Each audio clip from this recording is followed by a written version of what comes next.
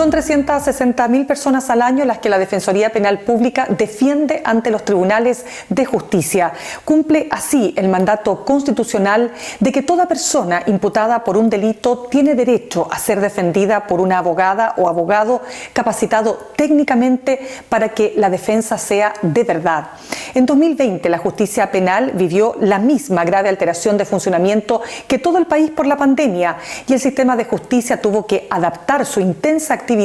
para que las audiencias, al menos las más urgentes como los controles de detención, se hicieran a distancia. A pesar de las largas cuarentenas, los ingresos de causas el año pasado, lejos de disminuir, aumentaron un 7% y fue complejo. Junto a los desafíos tecnológicos y de coordinación interinstitucional para realizar decenas de audiencias remotas diariamente, se vivieron preocupaciones como el gravísimo riesgo de que se desatara un contagio masivo en las cárceles y el explosivo aumento de causas por delitos sanitarios del artículo 318 del Código Penal. La Defensoría tiene también una obligación de transparencia y es por eso que rinde su cuenta pública ante la ciudadanía de estos y otros muchos antecedentes de su gestión 2020.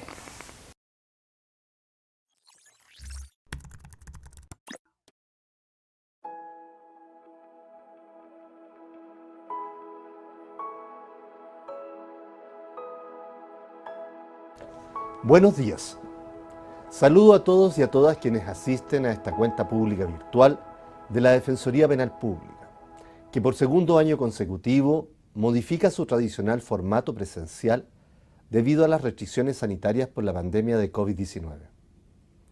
Sin perjuicio de estas y otras condicionantes de nuestra labor, la institución acaba de cumplir 20 años de existencia legal, periodo en que ha logrado consolidar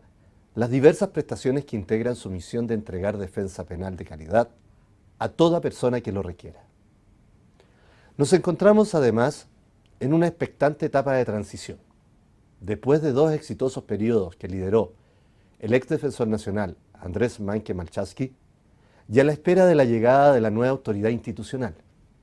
que tendrá la noble tarea de liderar este servicio público de excelencia que en los últimos 7 años ha sido reconocido 2 veces entre los mejores del país. Sin embargo, nuestras tareas y las responsabilidades no se detienen. De modo que en los próximos minutos intentaré mostrar por qué la gestión de defensa pública resultó particularmente compleja el año pasado y cómo logramos entregar defensa jurídica de calidad a 359.100 imputados e imputadas,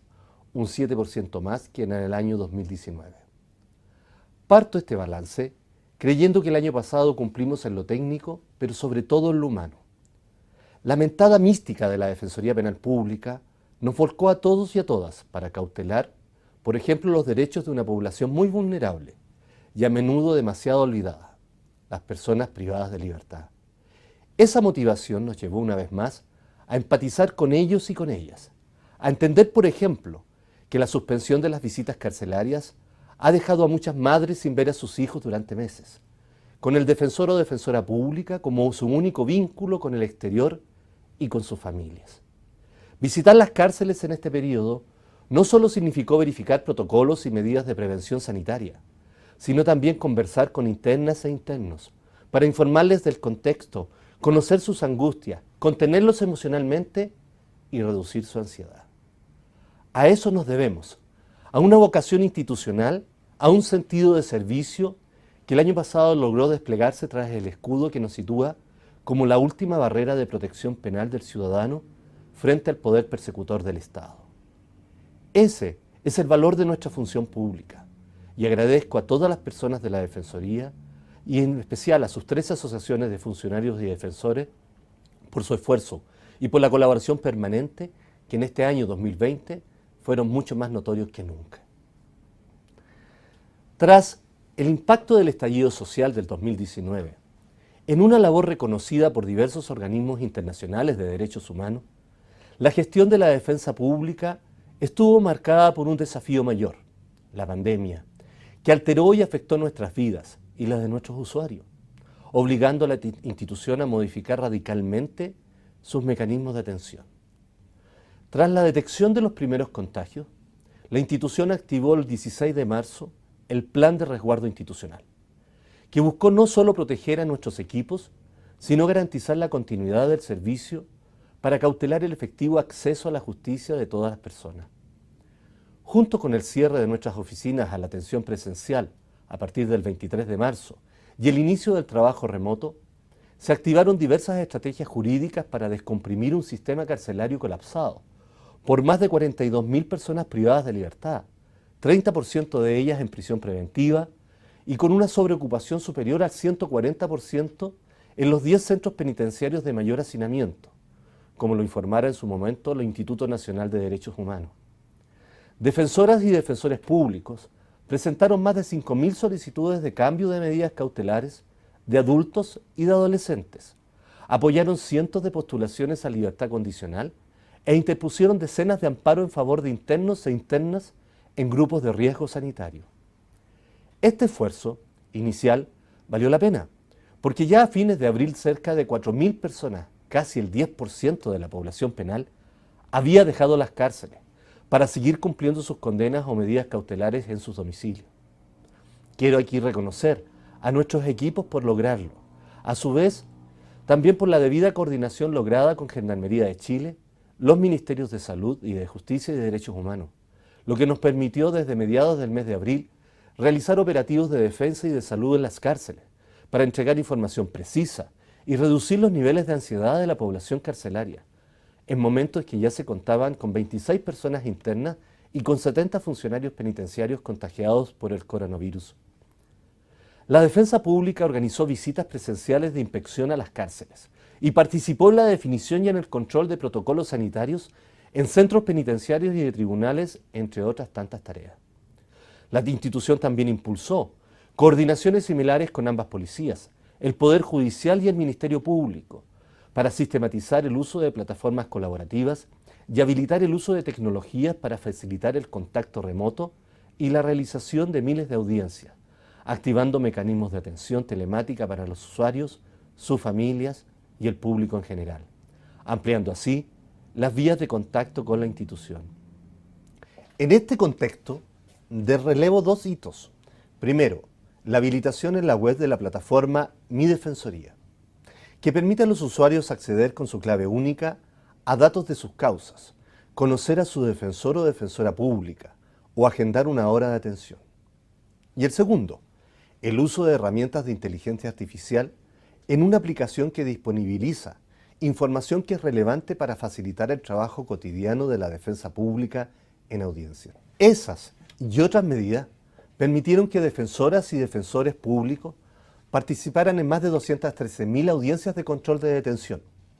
muchas de ellas en formato remoto, además de más de 217.800 atenciones remotas a personas imputadas e imputados, sus familias y otros usuarios, de las cuales más de 189.000 fueron por teléfono, más de 9.000 vía WhatsApp y más de 8.000 mediante videoconferencia. En detalle, de los 359.100 imputados e imputadas atendidos, el 16,8% eran mujeres, el 4,7% de imputados extranjeros, el 3,3% menores de 18 años de edad y una cifra similar de personas indígenas. Debo señalar que el comportamiento de los ingresos en el 2020 fue muy diverso respecto del año anterior, periodo que tras las movilizaciones sociales también mostró características atípicas. Todavía es muy temprano para los análisis, pero sorprende, por ejemplo, que se registrara una baja de un 33% en los ingresos de responsabilidad penal adolescentes, con un total neto de 5.878 causas menos que en el 2019 en este ámbito. Los ingresos totales, en tanto, aumentaron en más de 26.000 causas, con una inusual distribución de los delitos, fuertemente marcada por la irrupción de los ilícitos contra la salud pública. Si durante todo el 2019 la Defensoría registró 201 causas por estos delitos, el año pasado crecieron exponencialmente hasta sumar más de 135.916 ingresos, la principal categoría del periodo. También hubo diferencias en las categorías principales de delitos de cada año. En el 2019, los mayores ingresos se produjeron por lesiones, delitos contra la libertad y la intimidad de las personas, hurtos, delitos de ley de tránsito y otros delitos contra la propiedad, sumando estos últimos 30.000 casos. En el 2020, en cambio, los delitos contra la salud pública encabezaron el listado, seguido por las lesiones, los delitos contra la libertad, la intimidad de las personas, los de la ley de tránsito y los hurtos.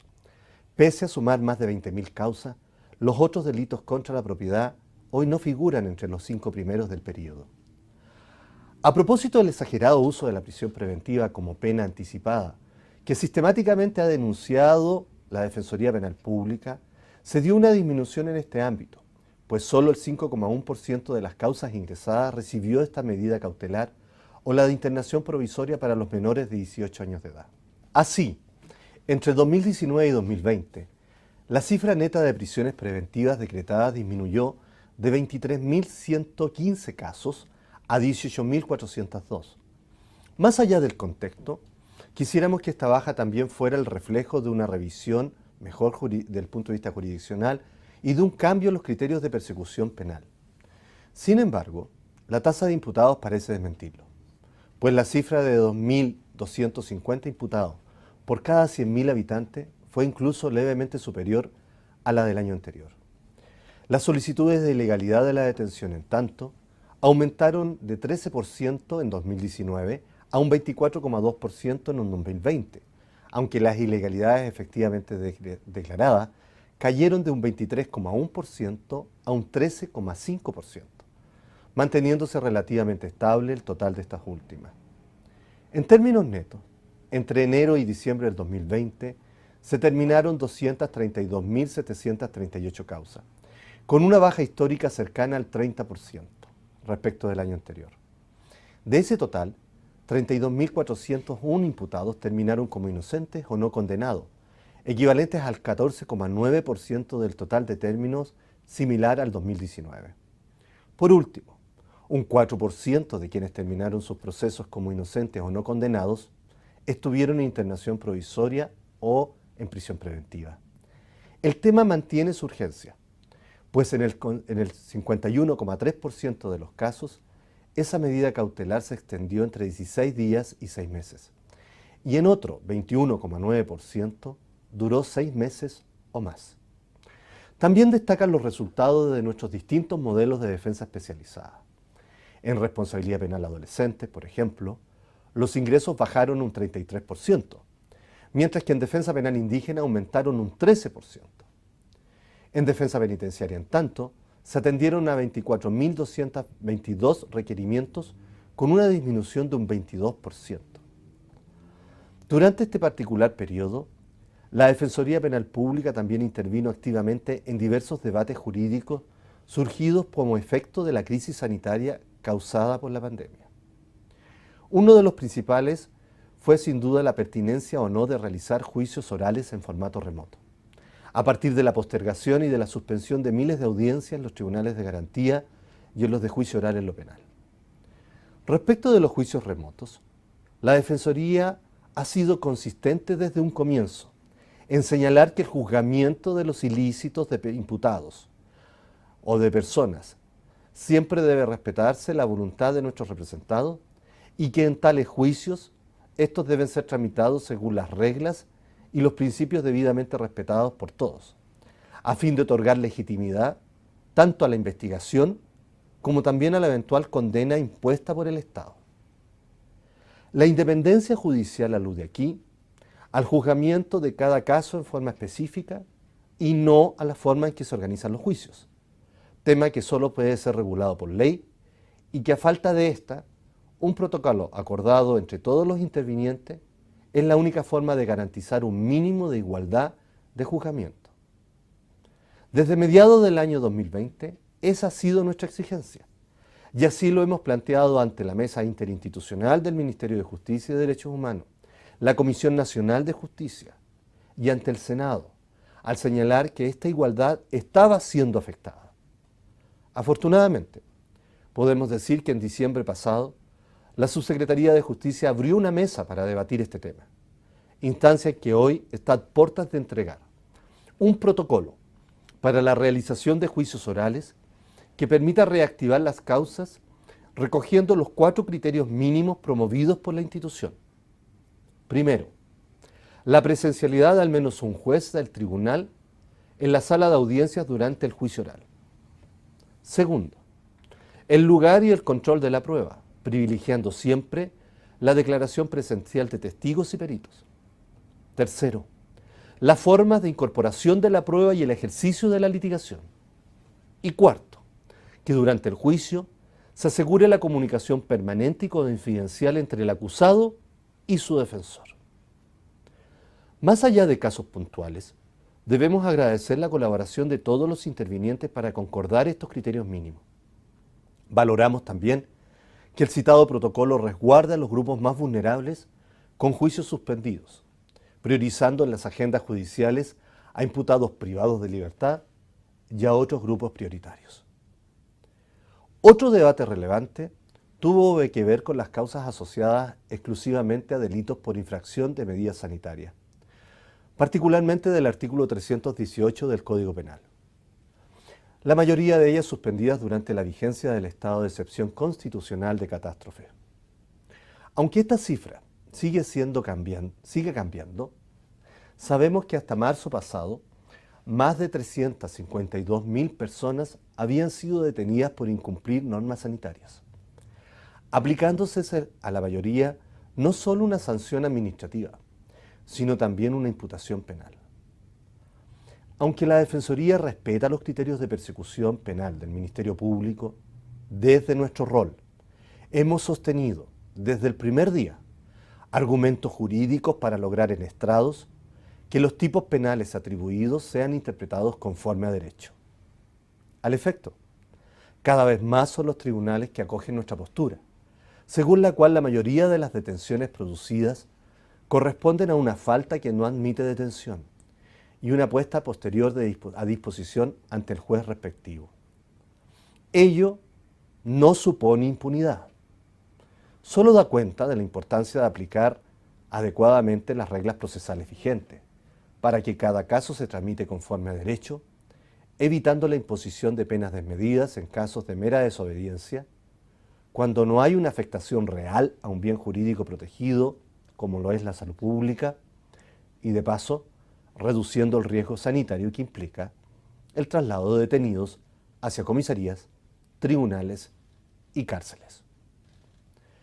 También en marzo, un fallo de la Sala Penal de la Corte Suprema sentó un precedente jurídico de extrema relevancia. Al acoger un recurso de nulidad presentado por un defensor local de Cochrane, en la región de Aysén, con el apoyo de la Unidad de Corte de la Defensoría Nacional, la Suprema Corte dictó una sentencia de reemplazo absolutoria en favor de un imputado por infringir el artículo 318 del Código Penal, que había sido condenado en un juicio oral simplificado por el Juzgado de Letras y Garantía de esa localidad. El 18 de abril de este año,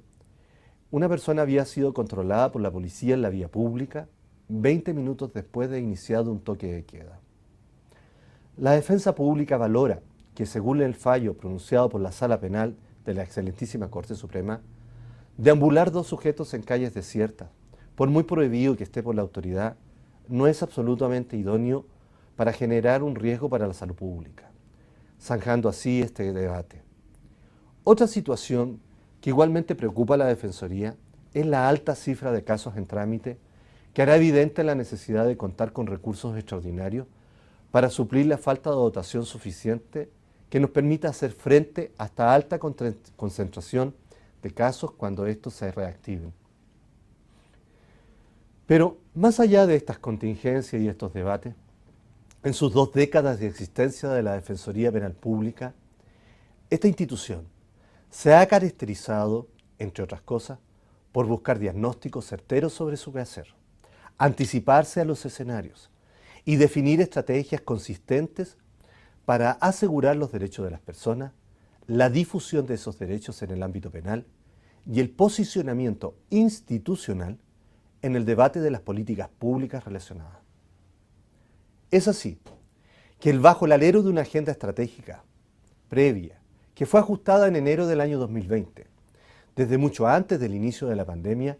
la institución venía apostando por la digitalización de sus procesos, buscando sistematizar, automatizar y optimizar su gestión, sobre todo en el ámbito de la prestación de defensa. Allí, la principal iniciativa impulsada ha sido la transformación digital de la institución, cuyos ejes son la interoperabilidad de los sistemas, la tramitación electrónica de las causas, la adopción integral de la carpeta digital, la habilitación del portal único para la atención de usuarios y el desarrollo de la plataforma PowerBee, que disponibiliza en línea información que es relevante sobre la gestión de defensa, las estadísticas principales y otros antecedentes de interés para los usuarios y sus causas. Para lograrlo, durante el año 2020 se abordaron 10 proyectos estratégicos de desarrollo informático, lográndose el 80% de avance en las metas previstas en iniciativas como el registro de atención de público presencial o remoto, la agenda centralizada de citas tanto en web como en la aplicación móvil o la automatización de las licitaciones de defensa y del sistema de inspecciones, entre otras. El trabajo semipresencial y la realización de audiencias impulsaron también la actualización de los instrumentos de control y de evaluación de defensa, pues se dificultó el control presencial de su calidad. La definición de nuevos criterios de fiscalización demandó, a su vez, el desarrollo de herramientas y de metodologías para medir remotamente este tipo de prestaciones. Así, tanto las inspecciones de defensa como las auditorías de pares se trabajaron a distancia, a partir de carpetas digitales de las causas. Se trata de una nueva forma de abordar estas tareas, con una herramienta auxiliar de auditoría basada en el uso del Big Data e inteligencia artificial, para medir en línea la prestación de defensa y las acciones previstas en los manuales de actuaciones mínimas. La misma tecnología benefició también a la gestión de defensa, con proyecciones que son muy auspiciosas. El proyecto de asistente virtual,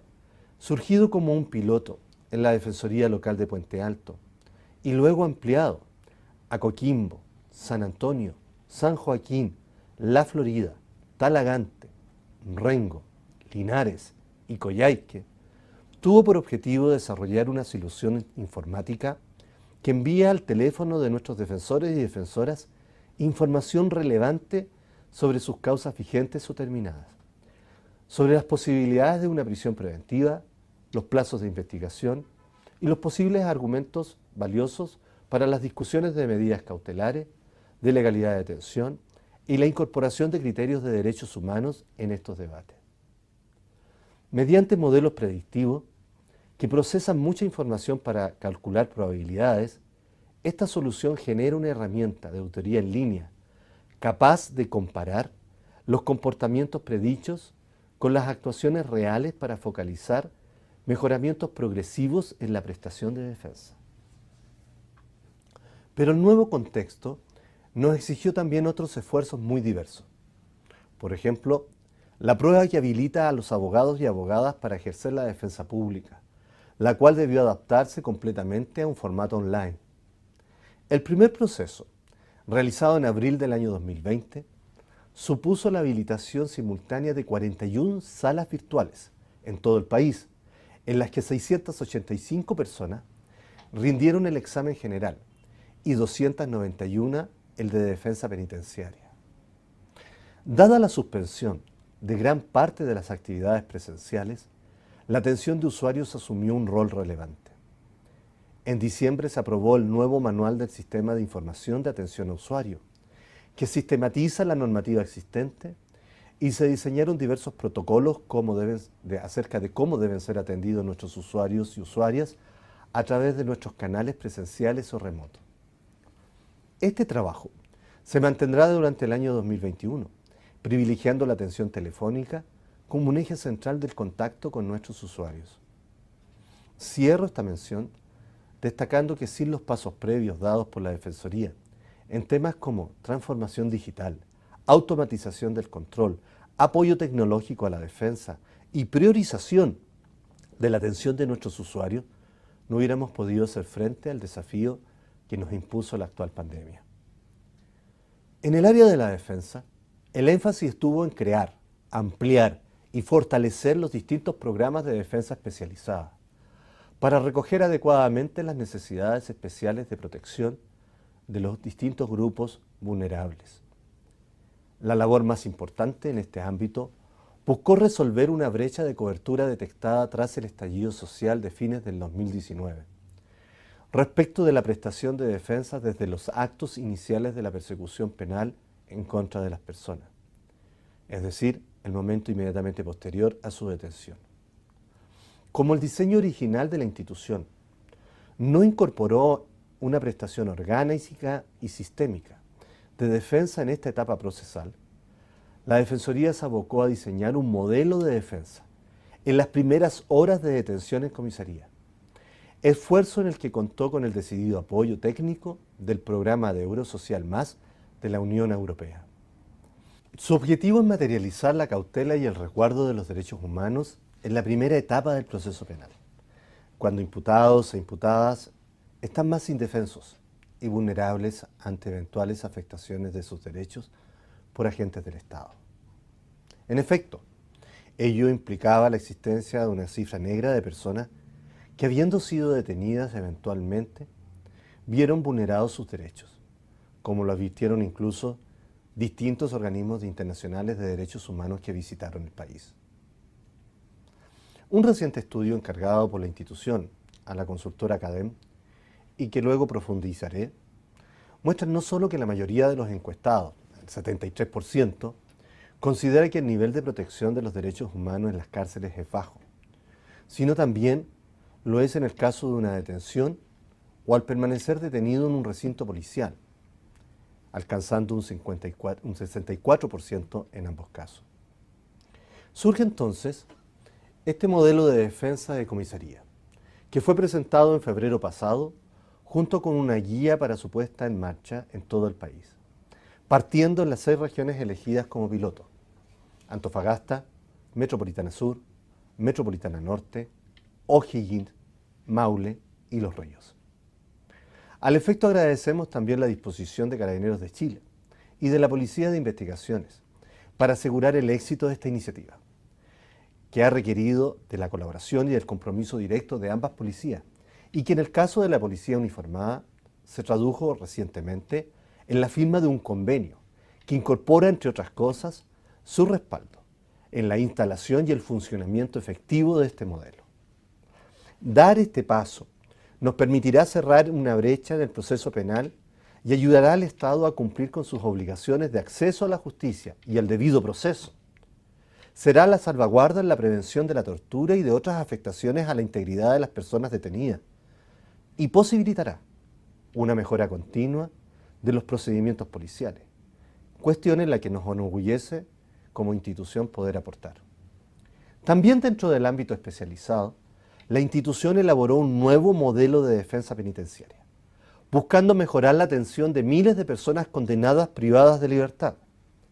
al incorporar los estándares del derecho internacional de derechos humanos en su representación. Sus pilares son universalidad,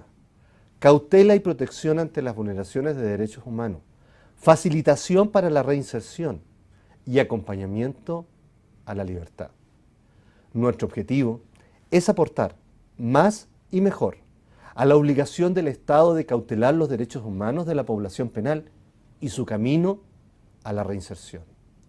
Así, este año se ejecutarán pilotos regionales, coordinados previamente con Gendarmería de Chile, en las regiones de Tarapacá, Metropolitana Sur, O'Higgins, Ñuble y Aysén, en un plan que incluye la capacitación de los equipos, la habilitación de un sistema de interconexión ya operativo entre ambas instituciones y la definición de un protocolo próximo a completarse. En la defensa de personas migrantes o extranjeras, este año trabajaremos para identificar, entre otras, las necesidades técnicas, económicas e informáticas que involucrará la aplicación de este modelo de defensa especializado en las regiones con el mayor número de personas que pertenezcan a este grupo vulnerable. Quiero destacar particularmente la labor interna y externa desarrollada para eliminar brechas, barreras e inequidades de género, buscando contrastar la histórica invisibilización de la mujer en un sistema penal y reducir la falta de un acceso a información relevante sobre sus derechos. Por ejemplo, Se elaboró un procedimiento interno de sanción del maltrato laboral y el acoso sexual y laboral con una perspectiva de género. Y también se modificó la resolución exenta que regula estas materias con un plan que este año seguirá con actividades de capacitación, prevención y evaluación. En lo externo, se validó el manual de actuaciones mínimas de igualdad de género. Se capacitó a 206 profesionales en la aplicación del protocolo de atención a mujeres indígenas, extranjeras y privadas de libertad. Y se mejoró el acceso interno a nuestra jurisprudencia y bibliografía relacionada. Buscando reforzar su vínculo con el derecho internacional de los derechos humanos, la institución elaboró 2 productos relevantes para facilitar la incorporación de tales criterios al debate jurídico interno. Un manual de Derecho Internacional de Derechos Humanos en el ámbito penal y un repertorio de jurisprudencia relacionada emitida por distintos tribunales internacionales. También, a nivel internacional, la Defensoría mantuvo proyectos de cooperación con las defensas públicas de Ecuador, República Dominicana, El Salvador, Guatemala y Honduras. Además, ejerció proactivamente la Secretaría General de la Asociación Interamericana de Defensorías Públicas, AIDEF, de activo rol en el Sistema Interamericano de Derechos Humanos. De hecho, nuestra institución fue corresponsable de crear en AIDEF el Observatorio de Sentencias de la Corte Interamericana de Derechos Humanos, que funciona ya hace 3 años. Un segundo proyecto relevante a través de AIDEF es también la creación en Chile de un modelo para evitar y denunciar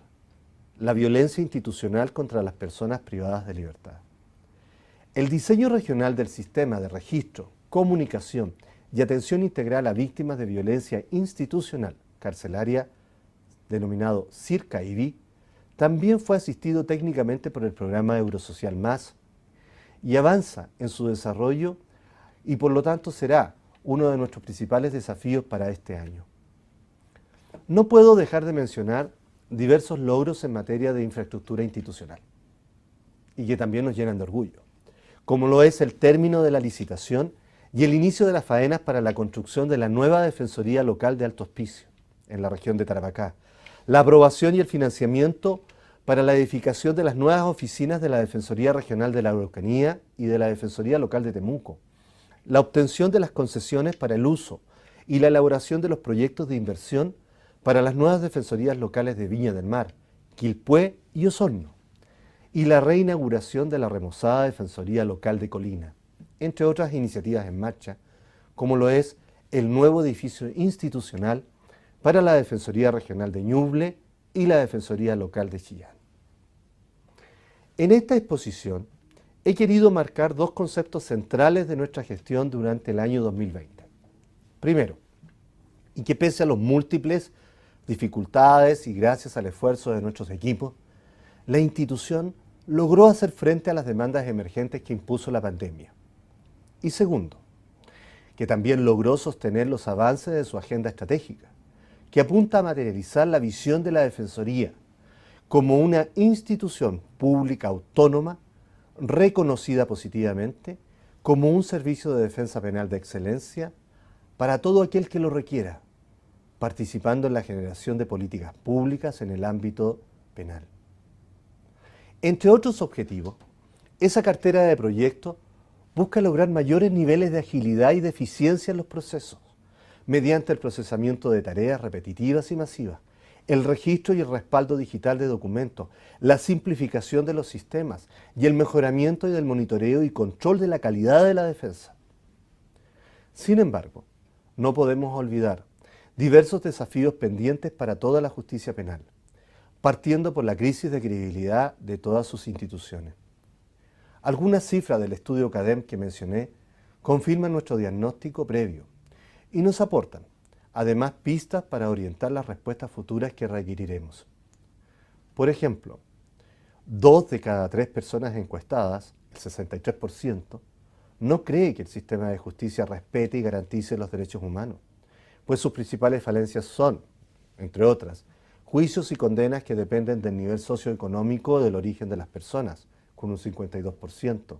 que las penas y condenas son muy bajas, con un 45%, y que los juicios orales son muy largos, como un 41%. Tanto los jóvenes, con un 61%, como los grupos mayores de ingresos, un 59%, señalan como su principal falencia la inequidad social. Luego, el 49% considera que las personas de altos ingresos tienen una muy alta probabilidad de acceder a un juicio justo, en desmedro de las personas de bajos ingresos, con un 44%, o de personas migrantes o indígenas, en un 7%. Es más, mientras el 23% cree que los miembros de los pueblos originarios no tienen ninguna posibilidad de lograrlo, el 16% estima lo mismo respecto de las personas migrantes. Y aunque el 81% cree que las personas están más informadas de sus derechos que hace 10 años, solo el 58% dice conocer los derechos humanos y únicamente el 28% señala estar al tanto de sus derechos penales. De hecho, los que más desconocen son los jóvenes, con un 74%, las personas de menores ingresos, con un 71%, y quienes residen en el sur de nuestro país. A partir de ello, asumimos como un gran paso de proyección sectorial el activo rol de la institución en el exitoso desarrollo del cuarto Plan de Acción de Gobierno Abierto 2018-2020, que por primera vez incorporó una iniciativa del sector de justicia presentada por la Defensoría Penal Pública. El compromiso de justicia abierta tuvo como objetivo acercar la justicia a la ciudadanía a través de la democratización del conocimiento de los derechos humanos en materia penal y contempló 5 objetivos que lograron un 90% de cumplimiento según el panel de seguimiento de la Alianza para el Gobierno Abierto, de la que nuestro país también es parte. Y digo logro, porque el mismo estudio parece demostrar que los criterios centrales del gobierno abierto, transparencia, participación y colaboración, son una guía efectiva para que el sistema de justicia haga frente a la actual crisis de credibilidad con nuevas formas de gobernanza centradas en las demandas y en las necesidades de los usuarios y de su entorno. Los principios del gobierno abierto deben constituir una preocupación central del Estado democrático de derecho. Para la Defensoría es un mandato insoslayable que requiere de una estrategia sustentable y sistemática de acciones en todos los ámbitos de su quehacer, con la participación de todos los actores políticos y sociales, y cuyo avance y consolidación sea también medible y verificable. Por lo mismo, es que la institución incorporó estos criterios a su gestión hace años, lo que ahora parece refrendado por esta encuesta nacional. Así, pese a que el 82% califica al sistema de justicia con una nota menor a 4, la Defensoría obtiene la mejor evaluación en desempeño, en confianza y en transparencia. En paralelo, destaco que desde el 2015 se verifica un crecimiento sostenido del conocimiento de las personas sobre la institución, cifra que pasó de un 44% en el 2015 a un 66% en esta encuesta del 2020, con un meritorio crecimiento de 22 puntos en nuestro posicionamiento en los últimos 5 años. Precisamente es que a partir del éxito del cuarto plan, la Defensoría se integró al quinto Plan de Acción de Gobierno Abierto para el periodo 2020-2022, esta vez con iniciativas que suman a la justicia abierta el concepto de derechos humanos, por ejemplo, a través de la creación de un observatorio de derechos humanos en el ámbito penal. Otro desafío tiene que ver con cómo nos insertaremos institucionalmente en el debate constituyente del que esperamos pueda surgir una renovada estructura normativa que reordene la definición de los delitos y sus penalidades asociadas o el rol del Estado como garante de ciertos derechos que son relevantes en el ámbito penal, entre otros temas. La pesquisa de CADEM también aporta valoraciones positivas, particularmente sobre el conocimiento de los derechos y la importancia del rol de la defensa penal pública, de todo lo cual también debemos hacernos cargo. Por ejemplo, el 89% de los encuestados cree que es importante que exista una institución pública que defienda los derechos de los imputados. El 79% apoya que el Estado financie una defensa gratuita para todos y el 48% cree que la Defensoría contribuye a la protección de los derechos humanos. Como reflexión final, reitero que nuestros mayores desafíos provienen directamente de las necesidades de las personas, y en la antesala de un debate constitucional observamos discusiones relevantes sobre cómo mejoramos nuestra justicia, por ejemplo, reduciendo las inequidades mencionadas o recogiendo los derechos que las personas piden considerar. 3 de ellos son, por ejemplo, el derecho a indemnizar a una persona inocente que estuvo injustamente presa, el derecho a la reinserción laboral y de estudios de quienes han cumplido una condena y también el derecho a la presunción de inocencia. Todas las cuales debieran incorporarse entonces en una nueva estructura constitucional del país. Quiero entregar una última cifra que refrenda el principal objetivo de la Defensoría para afrontar las próximas 2 décadas del sistema penal reformado del que somos parte. El 76% de las personas encuestadas estuvo de acuerdo con que nuestra institución sea autónoma. Como ustedes sabrán, existe un anteproyecto de autonomía institucional ya elaborado junto al Ministerio de Justicia y de Derechos Humanos, que actualmente está a la espera de viabilizar los avances para su tramitación parlamentaria. Y lo señalo precisamente porque el fortalecimiento de la institucionalidad del sistema de justicia penal ha sido uno de los requerimientos internacionales en materia de acceso a la justicia. En este caso, brindando este estatus a la Defensoría Penal Pública para asegurar cabalmente la cautela del derecho a la defensa por una institución de excelencia, moderna, eficiente y transparente, que rinde cuenta de sus resultados y su aporte al valor público en la administración de justicia. El desarrollo logrado por la Defensoría en estos 20 años, con mecanismos de control real de la calidad de nuestras prestaciones, es la mejor demostración de que hoy necesitamos un respaldo institucional distinto, que permita al ciudadano percibir claramente la independencia de la defensa pública, tanto respecto de la administración central del Estado, como del Ministerio Público, del Poder Judicial y el Poder Legislativo. Termino insistiendo en la posibilidad permanente de error del sistema de justicia penal, noción que valida la importancia de una defensa pública fuerte e independiente, que impida la condena de inocentes y que asegure